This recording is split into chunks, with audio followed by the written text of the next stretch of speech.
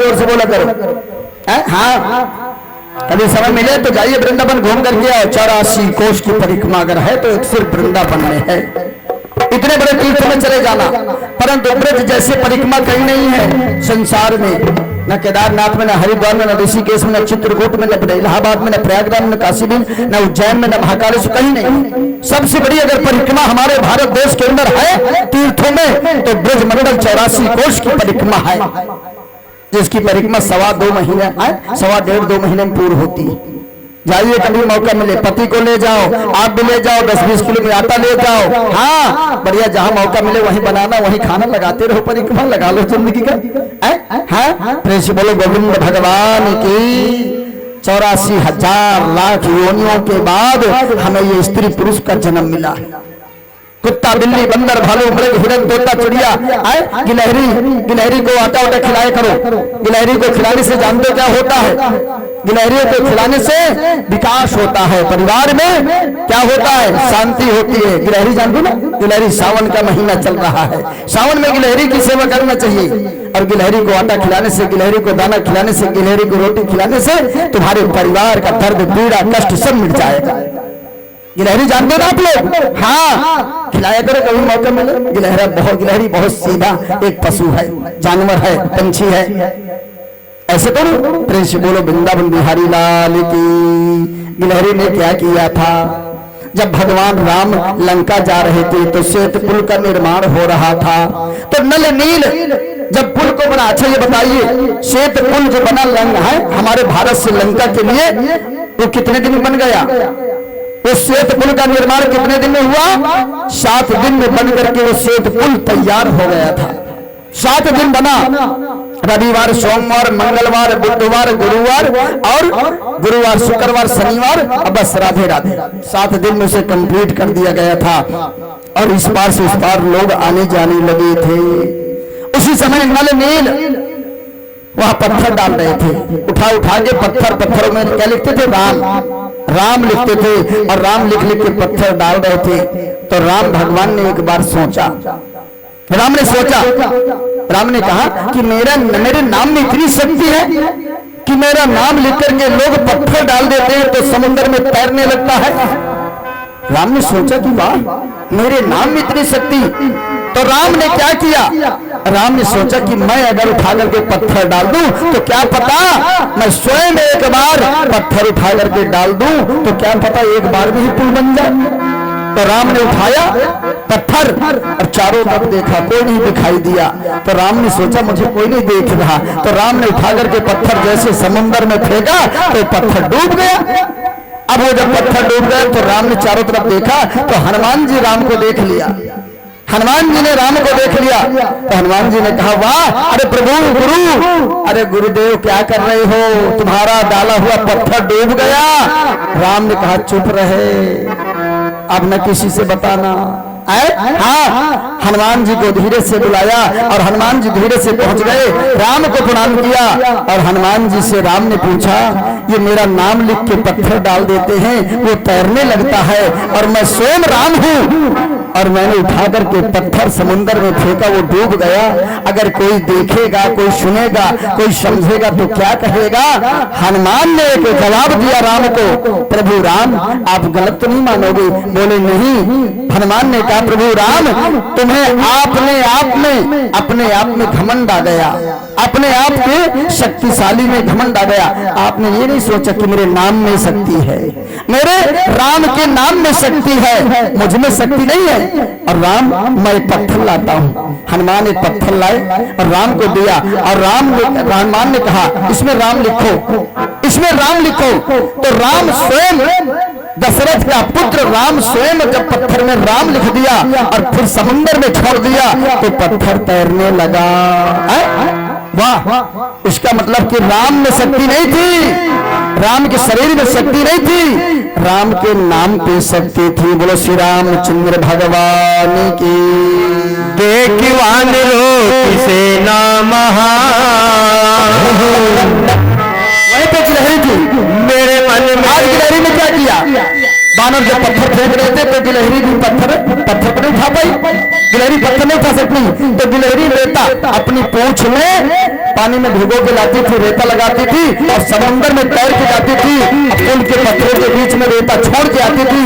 राम ने कहा गिलहरी ये काम तुम मत करो, अरे कोई बानर तुम्हारे पर पत्थर फेंक देगा, तुम्हारे चोट में लग जाए। तो गिलहरी राम से खुद कहने लगी, और भैया भजन सुना रहे हैं, राम से खुद कहने लगी गिलहरी, क्या कहती है? देखवान रोग से ना महा, मेरे मन में भी जागा अरमान,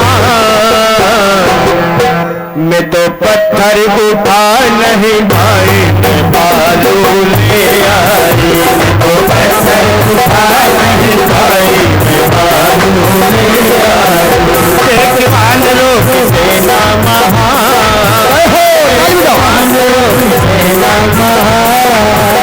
मेरे मन में भी जागा अरमान, मेरे मन में जागा अरमान, तो पत्थर उठा नहीं भाई, मैं बालू ले आई, तो पत्थर उठा नहीं भाई, मैं बालू ले आई।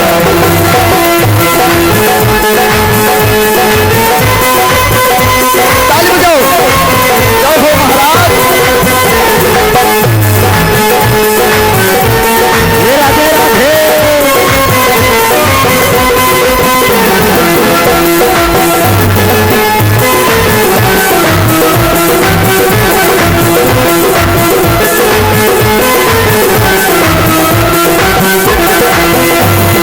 बड़े बड़े बानरों की बड़ी बड़ी बात है, बड़े बड़े बानरों की बड़ी बड़ी बात है, छोटी सी गिलहरी हो मेरी क्या औकात है, छोटी सी गिलहरी हो मेरी क्या औकात है।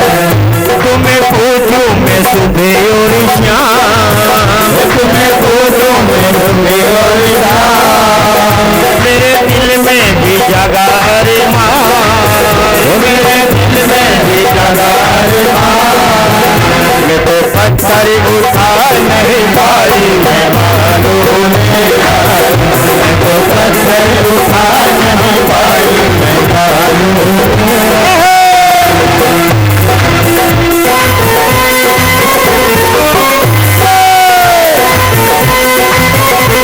बोलिए बाबा महादेव जी।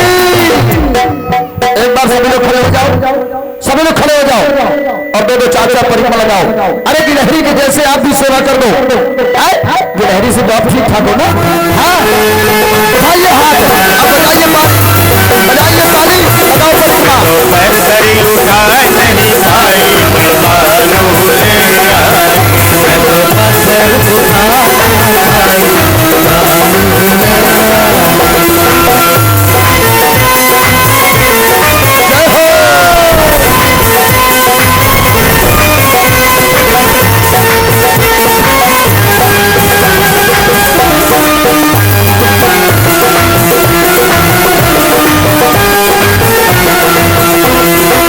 खिलता हुआ ये भवानी चेहरा, खिलता हुआ ये भवानी चेहरा, लाल चुनरी गोटा सुनहरा, लाल चुनरी गोटा सुनहरा, मेरी भवानी अम्बे मैया के घर पे गाड़ी छूट गई गुरुजी, टिकट लेने ना पाई। गाड़ी छूट रही है, टिकट बनवा लो अपनी अपनी, नहीं बार बार मौका नहीं मिलता। अच्छा, गाड़ी छूटने के बाद जिस गाड़ी का तुम्हारा टिकट था ना, उसकी कोई कीमत नहीं है, 2 रुपए भी, वो कागज का कागज फेंक दो। अच्छा, अपने घर ले जाओ। गाड़ी जब तक नहीं छूट रही तब तक तुम्हारी टिकट की कीमत है, और गाड़ी छूट गई, गाड़ी निकल गई, तुम घर में बैठे रह गए, तो तुम्हारे टिकट का 2 रुपए मिलने वाला नहीं है, ना कोई देने वाला है, चाहे 10,000 का टिकट हो। गाड़ी छूट गई गुरुजी, टिकट लेने ना पाई। इसलिए समय से कार्य करना है, समय से स्टेशन पहुंचना है।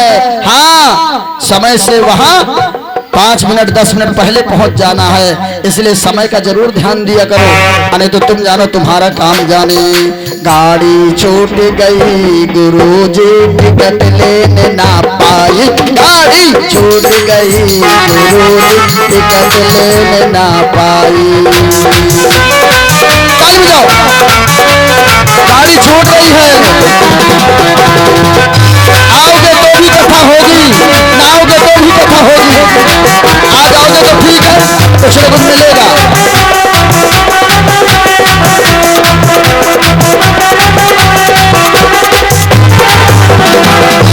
इसलिए ये गाड़ी तुम्हारा इंतजार नहीं करेगी। अगर तुम पहुंच गए समय से स्टेशन में तो तुम्हें बैठने को मिल जाएगी, अगर नहीं पहुंचे तो तुम जानो तुम्हारा काम जाने। तुम्हारे ना पहुंचने से ये गाड़ी तुम्हारे लिए स्टेशन में खड़ी नहीं रहेगी, इसलिए सोच लेना। आओगे कथा में तो कुछ ना कुछ मिलेगा। देखो कल जलेबी में कितना आनंद आया, हाँ कल जलेबी में कितना आनंद आया, और आज जानते हो आज तो उससे भी बड़ा प्रसाद है। आओगे तो पाओगे, आओगे तो खाओगे, नहीं तो बैठे पटे पछताओगे। प्रेम से बोलो राधे राधे राधे। और भागवत कथा का प्रसाद ये बहुत बड़े भाग्यशालियों को मिलता है, कोई गरीब नहीं है। 500 ग्राम लेकर के जलेबी हर व्यक्ति खा सकता है, परंतु जो भागवत कथा की जलेबी है, जो भागवत कथा का प्रसाद है, ये अलग है। हाँ, भागवत कथा का प्रसाद खाने वाला वो भवसागर से पार हो जाता है, वो भवसागर से पार हो जाता है। वो नरक में नहीं, वो सीधा स्वर्गलोक हो जाता है जो भागवत का प्रसाद खाता है। इतनी बड़ी शक्ति इस प्रसाद में है। और तुम मानता हूं कि पैसे वाले हो, तुम तो 10 किलो 20 किलो जलेबी हजम मंगवा लो, परंतु जो यहाँ भोग लग जाता है और फिर लोग प्रसाद खाते हैं, उस प्रसाद का स्वाद, उस प्रसाद का आनंद और उस प्रसाद की शक्तियां ही अलग हैं। तुम जानो तुम्हारा काम जाने। हाँ, मानो तुम गंगा माँ हो, ना मानो तो बहता पानी। अरे मानो तो भागवत कथा है, अरे तो टाइम पास तो हो ही रहा, बढ़िया जलेबी तो मिलना है। प्रेम से बोलो राधे राधे राधे। इसलिए मानिए भागवत कथा है। भवाने भगवान, गमाने ज्ञान, वमाने वात्सल और तमाने तत्काल। 7 दिन अगर नियम से, ध्यान से, साधना से, संयम से अगर आपने कथा को श्रवण किया तो मुझे भरोसा है, मैं आपको विश्वास दिला रहा हूं कि आपको 7 ही दिन में इसका फल आपको प्राप्त हो जाएगा। प्रेम से बोलो सच्चिदानंद भगवान की जय।